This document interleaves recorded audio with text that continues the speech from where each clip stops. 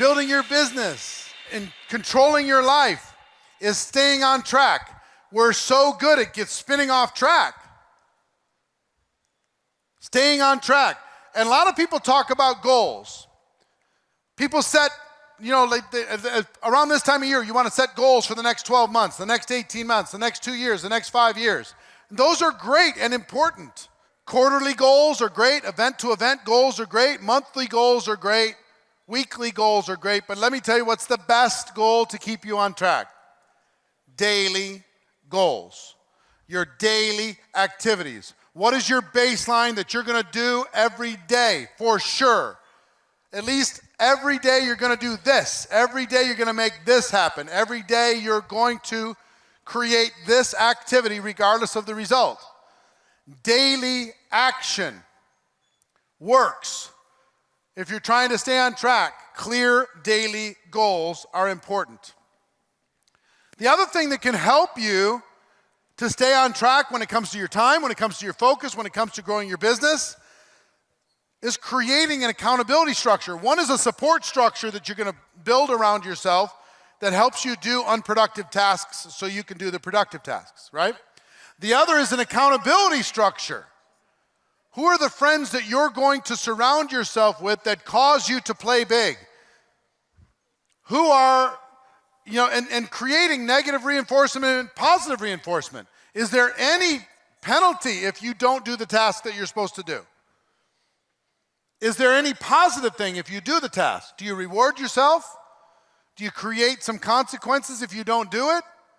What is the accountability structure that you've put around your life in order to be able to achieve what you're supposed to achieve? You use this as a way to employ yourself. This is a way to employ yourself. Now, it's not just friends, it's all of the influence around you. Guess what worked for me? The laws of association are really real. I was taught this by Jim Rohn for the first time. You become the people you hang around. You become the average of the 5 people you spend the most time with. I understood that. And he said, you have to limit your association with negative people, which is most of the people in my life. And you need to increase the association that you have with positive people, which is almost no one in my life outside of my family. So what do? Because the successful, powerful people they're trying to limit their association with you. They understand if you become part of their 5, their average goes way down. It's true. They say buy a millionaire lunch. Try. Good luck with that. They're pretty busy. They're not actually. They're just too busy for you. It's true. It's true. They have all kinds of time. But they're too busy for you. So I was stuck, man. I'm driving around in an AMC Spirit. The most miserable car in the history of cars ever built in life. Had a gas leak. You get a headache every time you drive it. If I didn't need the $300 that I got to sell that car, I would have shot it full of holes with a shotgun. I was so embarrassed. Most brutal car ever built. That's it. I hated that car. So, I don't know if there's a worse car. Maybe the Gremlin. I don't know. Yeah, man. I wasn't doing that, though. I was just going, God, somebody shoot me in this stupid thing. Driving around, parking around the other side of the street to walk around to my appointment so they didn't see the car I drove up in. And say, no, I'm parked over here. I wait for them to leave before I'd go get, because I don't want them to see me in that POS. Hated that car. God. But I wanted to get around powerful people, right? I heard this thing, you got to get around powerful people, get around successful people. Okay. I go to successful people. Can I be around you? And they're like, I'm really busy, kid. So guess who was the first one of my 5? Jim Rohn.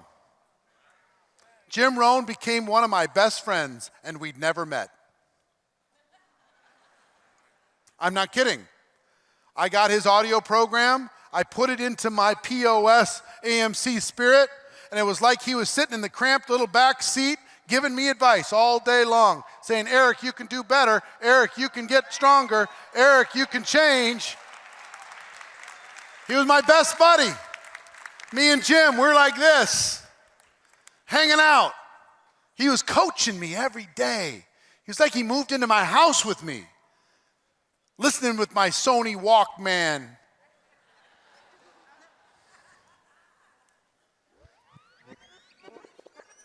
I miss cassette tapes, man.